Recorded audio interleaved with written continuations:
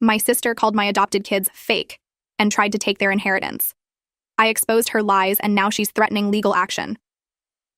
I, 52F, have always been close to my brother Tom's 49M children, Zach, 24M, Mia, 22F, and Lily, 22F. Our family dynamics have been complicated for as long as I can remember. Growing up, Tom and I were always closer to each other than to our sister Diane, 50F. Maybe it was because we were closer in age, or maybe it was just personalities clicking better. Whatever the reason, that closeness carried over into adulthood. Tom met his wife Rachel right out of college. They were young and in love, married within a year, and had Zach shortly after. The twins, Mia and Lily, came along 2 years later. Rachel was a wonderful mother, always patient and kind. She had this way of making everyone around her feel special. I admired her so much, and we became close friends, as well as sisters-in-law. Tragically, Rachel was diagnosed with an aggressive form of cancer when the kids were still young. Zach was only 6, and the twins were 4. The next 2 years were a blur of hospital visits, chemo treatments, and Tom trying to juggle work, childcare, and being there for his wife. I stepped in to help as much as I could, often staying at their house to watch the kids while Tom took Rachel to appointments. Despite everyone's hopes and prayers, Rachel passed away when Zach was 8 and the twins were 6. Tom was devastated. He tried his best to keep it together for the kids, but I could see him struggling. He started drinking more, just a beer or two at first to help him sleep, but it gradually increased over time. Meanwhile, Diane was dealing with her own family drama. She had married her high school sweetheart, Greg, right after graduation. They had their son, Ryan, 26M, pretty quickly, followed by daughter Chloe, 23F, a few years later. Diane had always been the fun one in our family, the life of the party, always up for a good time. She carried that attitude into her parenting style, priding herself on being a cool mom who was more of a friend to her kids than an authority figure. At first, it seemed to work okay. Ryan and Chloe were outgoing, popular kids, but as they got older, it became clear that they lacked discipline and responsibility. Diane and Greg's marriage was rocky too. They fought constantly, often involving the kids in their arguments. Greg would storm out after a fight, sometimes disappearing for days at a time. I tried to be supportive of both my siblings during this time, but it was challenging. Tom needed help with the kids, especially as his drinking worsened. Diane needed someone to vent to about her marital problems. I felt pulled in multiple directions, trying to be there for everyone. Things came to a head when Zach was 14 and the twins were 12. Tom had been on a particularly bad binge and ended up in the hospital with alcohol poisoning. Child Services got involved, concerned about the kids' well-being. The social worker who came to evaluate the situation was sympathetic to Tom's struggles as a widower, but made it clear that the kids needed a stable environment. I was terrified at the thought of Zach, Mia, and Lily being put into foster care. These kids had already lost their mother. They couldn't lose their father and their home too. Without really thinking through the long-term implications, I petitioned for custody. It was a grueling process. Tom was hurt at first, feeling like I was trying to take his kids away. But deep down, I think he knew he wasn't in a place to care for them properly. The court granted me temporary custody, with the stipulation that Tom enter rehab. Those first few months were incredibly difficult. The kids were angry and confused. They acted out at school, fought with each other constantly, and often gave me the silent treatment. I was overwhelmed, trying to balance my job, my new parenting responsibilities, and my own grief over the whole situation. Slowly but surely, though, we started to find our rhythm as a family. Tom completed rehab and has been sober for 10 years now. He's involved in the kids' lives as their uncle, coming over for weekly dinners and attending all their important events. It took time, but he came to appreciate that I had stepped in to keep the kids out of foster care. A few years after I got custody, we decided to make the adoption official. It was a happy day for all of us. I'm so proud of how well Zach, Mia, and Lily have done despite their difficult childhoods. Zach is in his second year of medical school, following in Rachel's footsteps to become a pediatrician. Mia is getting her PhD in psychology, specializing in grief counseling for children. And Lily, always the creative one, runs her own successful bakery. She makes the most amazing cakes, often donating them to the children's hospital where Rachel was treated. Unfortunately, my relationship with Diane has been strained ever since I adopted the kids. She seemed to take it as a personal affront, as if my ability to raise Tom's children somehow reflected poorly on her own parenting. Her kids, Ryan and Chloe, haven't fared as well in adulthood. Ryan still lives at home and can't seem to hold down a job for more than a few months at a time. Chloe bounces between minimum wage jobs and is constantly asking family members for money. Diane's marriage finally fell apart for good about 5 years ago. Greg left her for a younger woman, and Diane fell into a deep depression. She became even more resentful of me and the kids, often making snide comments at family gatherings about how I must think I'm such a great parent. I tried to brush it off, reminding myself that she was hurting and lashing out. But it definitely put a strain on our relationship. Last month, our father passed away unexpectedly from a heart attack. Dad had always been the peacekeeper in the family, smoothing over conflicts between us siblings. Losing him was a huge blow. In the midst of our grief, we had to deal with the practicalities of his estate. Dad had done well for himself over the years, building up a successful construction business before retiring. When the will was read, we discovered that Dad had left a significant inheritance to be split between all of his grandchildren. This included Zach, Mia, and Lily as his adopted grandchildren. He had always treated them the same as Ryan and Chloe, never distinguishing between biological and adopted family members. Diane was furious. She couldn't believe that her kids would have to split the inheritance with my fake kids, as she called them. She tried to contest the will, arguing that adopted grandchildren shouldn't count. The lawyer quickly shut that down, pointing out that the will specifically named all 5 grandchildren. I thought that would be the end of it. Diane had tried to cut the kids out and failed. Surely she would accept the decision and move on. But a few days ago, I got a call from her. She was suddenly being very friendly, asking how the kids were doing and if we could all get together soon as a family. I was immediately suspicious. Diane and I hadn't had a civil conversation in years, and now she wanted to play happy families. Sure enough, she eventually got around to the real reason for her call. She wanted me to talk to the kids about sharing some of their inheritance with Ryan and Chloe. Her argument was that family should help family, and since my kids were doing so well in life, surely they could spare some money for their struggling cousins. I was livid. I told Diane in no uncertain terms that she had some nerve trying to scam money from the kids she had just tried to disinherit. I said the kids' inheritance was none of her business and she needed to back off. She started crying about how unfair it was that my stolen children were getting money while her own kids struggled. I couldn't listen to any more of her manipulative nonsense and hung up on her. Later that day, I got a barrage of angry texts from Ryan and Chloe. Apparently, Diane had told them I was hoarding all the inheritance money for myself and refusing to let the kids share with their real cousins. She had twisted the entire situation, making herself out to be the victim and me, the greedy villain. I was furious that she was spreading lies and trying to turn family against me. After everything we'd been through, after all the years of her snide comments and barely concealed resentment, this was the last straw. I decided I'd had enough of Diane's manipulations. I made a long post on Facebook laying out the whole situation, how Diane had tried to contest the will, then tried to guilt the kids into giving up their money, and was now lying to other family members about it. I included screenshots of some of her nastier text messages as proof.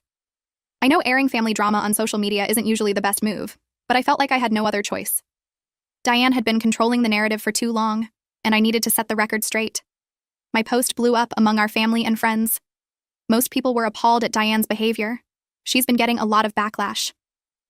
Ryan and Chloe reached out to apologize once they realized their mom had lied to them. They admitted that it wasn't the first time Diane had manipulated them like this, but it was the most blatant example. Diane is furious that I aired our family's dirty laundry publicly. She says I've ruined her reputation and turned her own kids against her. Part of me feels a twinge of guilt for escalating things this way. But mostly I'm just relieved that the truth is out there now. The kids are keeping their full inheritance as they deserve. I've gone low contact with Diane for now, and I'm focusing on supporting Zach, Mia, and Lily through the grief of losing their grandfather. I know this isn't the end of the drama with Diane. She's not the type to let things go easily. But for now, I'm trying to focus on the positive relationships in my life and not let her negativity bring us down. Update 1. It's been about a week since everything went down with Diane, and I wanted to give an update on the situation. Things have definitely not calmed down in our family. If anything, the drama has only intensified. Diane has been on a non-stop campaign to paint herself as the victim in all of this. She's been calling up every aunt, uncle, and cousin to cry about how I stole her father's money and turned everyone against her. Most of the family isn't buying it, but she has managed to get a few people on her side. Our Aunt Martha in particular has really taken up Diane's cause. Martha has always been a bit of a busybody, constantly involving herself in family drama. She and Diane have always been close, bonding over their shared love of gossip and meddling in other people's business. Now Martha has made it her personal mission to fix this situation. She's been harassing me with calls and messages saying I need to apologize to Diane and convince the kids to share the inheritance for the sake of family harmony. I tried explaining the situation calmly at first, reminding her of all the times Diane has caused problems in the family. But Martha just accused me of twisting things and being unforgiving. After the 10th call in 2 days, I finally had to block her number. Meanwhile, Ryan and Chloe have been struggling to come to terms with their mom's true nature. They knew Diane could be selfish and manipulative, but I don't think they realized the extent of it until now. Ryan actually moved out of Diane's house and is staying with a friend while he processes everything. Chloe called me in tears the other day. She confessed that Diane has always pitted her and Ryan against Zach, Mia, and Lily. She would tell them that my kids thought they were better than them, that they looked down on Ryan and Chloe for not being as successful. Chloe said she's starting to realize how much of her resentment towards her cousins was manufactured by Diane.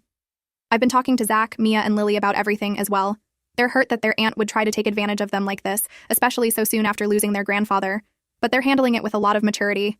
Mia, ever the psychology student, suggested that we all sit down with a family counselor to try to work through some of this drama. She thinks having a neutral third party might help facilitate better communication. I think that's a good idea in theory, but I'm not sure Diane would ever agree to it. Still, we're looking into options.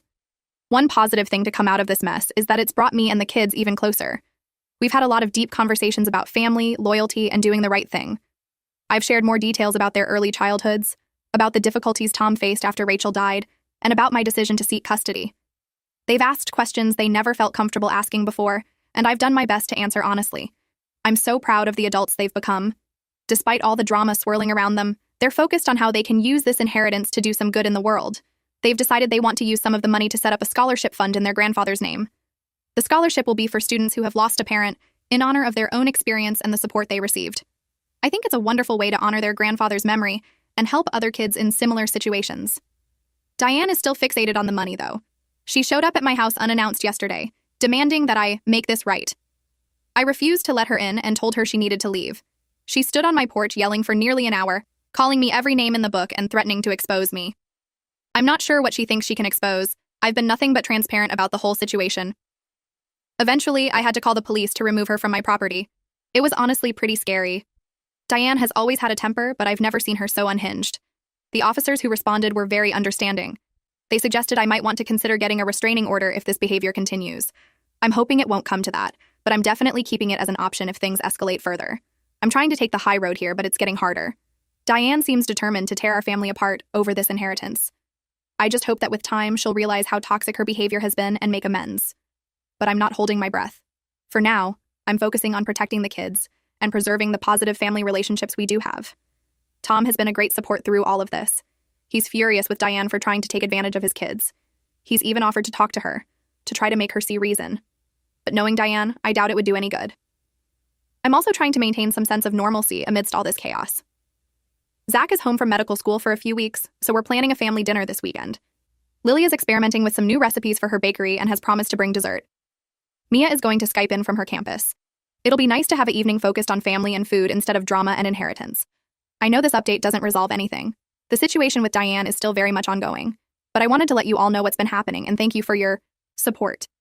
It means a lot to know that so many people have our backs in this difficult time.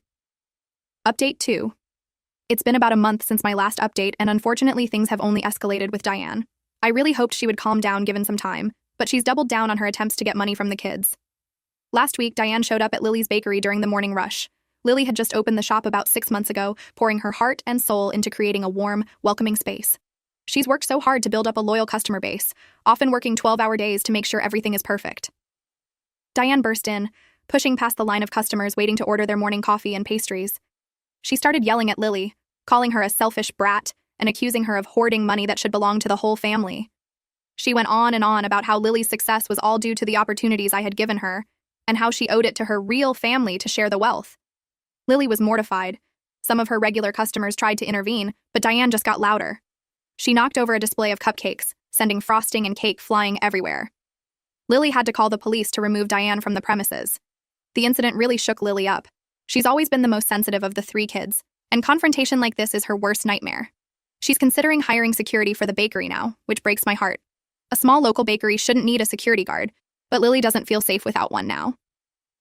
A few days after the bakery incident, Diane somehow got hold of Zach's school email address. She sent a long, rambling message to his entire class listserv.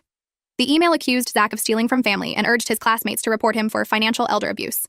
She claimed that Zach had manipulated his grandfather into leaving him money, taking advantage of an old man's poor health. The school administration got involved and Zach had to deal with a lot of awkward questions. He was terrified that this could impact his standing at medical school. Thankfully, the dean was understanding once Zach explained the situation. They've blocked Diane's email address from the school system, but Zach is still worried about the impression this has left on his classmates and professors. Mia has mostly been able to avoid Diane's attacks since she lives further away for grad school. But Diane did try to contact Mia's thesis advisor to complain that Mia was unethically using inheritance money to fund her research. She insinuated that Mia had obtained the money through coercion and that her research should be scrutinized for ethical violations. Luckily, the advisor recognized it as a baseless accusation and didn't take it seriously. Still, Mia was embarrassed and worried about potential damage to her academic reputation. I've had enough at this point. Diane's behavior has gone from annoying to actively harmful. She's not just bothering us anymore. She's actively trying to damage the kids' careers and reputations. I met with a lawyer last week, and we're moving forward with a restraining order against Diane to protect me and the kids. I hate that it's come to this, but she's left us no choice. The rest of the family is pretty much fed up with Diane as well. Even Ryan and Chloe have cut contact with her after she kept pressuring them to confront their cousins about the money. They're both in therapy now, trying to work through the damage Diane's narcissism has done over the years. Ryan told me that Diane had always made them feel like they weren't good enough, constantly comparing them unfavorably to Zach, Mia, and Lily. It's sad to think about how much hurt she's caused her own children. Aunt Martha is still firmly on Team Diane, though. She's been posting vague statements on Facebook about greedy family members tearing us apart, and how blood is thicker than water. I considered responding, but ultimately decided it wasn't worth engaging. Those who know the real story aren't fooled by her dramatics. I'm working on acceptance that this rift with Diane may be permanent. It's sad to think that we'll never have the kind of sibling relationship I always hoped for. But I have to prioritize protecting the kids. They've been through so much already and don't deserve this added stress. We're planning a family vacation next month to get away from all the drama for a bit. Just me, the kids, and Tom. We're renting a cabin by a lake, somewhere peaceful where we can relax and reconnect. I think the change of scenery will do us all some good. It'll be nice to focus on positive family memories instead of all this negativity. I'm trying to stay hopeful that this situation will eventually resolve itself, but I'm also preparing for the possibility that Diane's behavior may continue or even escalate. We're documenting everything in case we need to take further legal action. It's not how I ever imagined our family dynamics playing out, but we'll get through it together. Update 3. It's been about 2 months since my last update. The restraining order against Diane was granted, which has helped keep her physical distance at least. She's no longer able to show up at our homes or workplaces, which has been a relief. However, she's still finding ways to lash out and cause problems. Diane has now taken to social media to continue her smear campaign against me and the kids. She's been posting long, dramatic rants full of lies and wild accusations. She claims that I've brainwashed the kids against her, that I'm withholding money that rightfully belongs to her children, and that I've somehow managed to turn the entire family against her. Most people see through it, but it's still upsetting to have our family business aired so publicly. Some distant relatives and old family friends who don't know the full story have been reaching out, asking what's going on. It's exhausting having to explain the situation over and over again. I'm trying to take the high road and not engage in a public back and forth with Diane, but it's hard to. Stay silent when she's spreading such blatant lies. The latest development is that Diane is now threatening legal action. She's claiming that our father wasn't of sound mind when he made his will, and that I somehow manipulated him into including the kids. It's complete nonsense, of course. Dad was sharp as a tack until the day he died. He was still actively involved in community organizations and even taking classes at the local community college. There's plenty of evidence that he was fully competent when he made his will. But now we're having to deal with lawyers to defend against her baseless claims. It's stressful and expensive, not to mention emotionally draining. The kids are worried about having to testify in court if it comes to that. They don't want to speak ill of their aunt, despite everything she's done. The one silver lining in all this is how it's brought the rest of us closer together. Zach, Mia, and Lily have been incredibly supportive of each other through all of Diane's attacks. They formed a group chat where they share updates and words of encouragement. It's heartwarming to see how they've banded together in the face of adversity. Ryan and Chloe have really stepped up too, even offering to testify against their mom if it comes to that. They've been sharing stories with their cousins about growing up with Diane, and I think it's been healing for all of them to realize they're not alone in their experiences. Ryan has even started talking about going back to school, inspired by his cousin's success, and determined to prove his mom wrong about him. For now, we're trying to focus on the positive and not let Diane's antics dominate our lives. Zach just got engaged to his longtime girlfriend, and we're excited to start planning the wedding. Mia successfully defended her dissertation, and will be graduating with her PhD next month. Lily's bakery is thriving despite Diane's attempts to sabotage it. The community really rallied around her after the incident, and she's had more business than ever. I'm coming to terms with the fact that my relationship with Diane is likely permanently damaged, but I have no regrets about standing up to her manipulations and protecting the kids. Family is about love and support, not blood or money. I'm grateful for the true family I have in Zach, Mia, Lily, and even Ryan and Chloe now. That's what I'm choosing to focus on moving forward. As for the inheritance, the kids have decided to move forward with their plan for the scholarship fund. They're working with a lawyer to set it up properly, ensuring that Diane can't touch it or interfere in any way. It feels good to know that something positive will come out of all this drama, that other kids who've lost parents will get help pursuing their dreams. I hope that someday Diane will realize the harm she's caused and seek help. But I'm not holding my breath.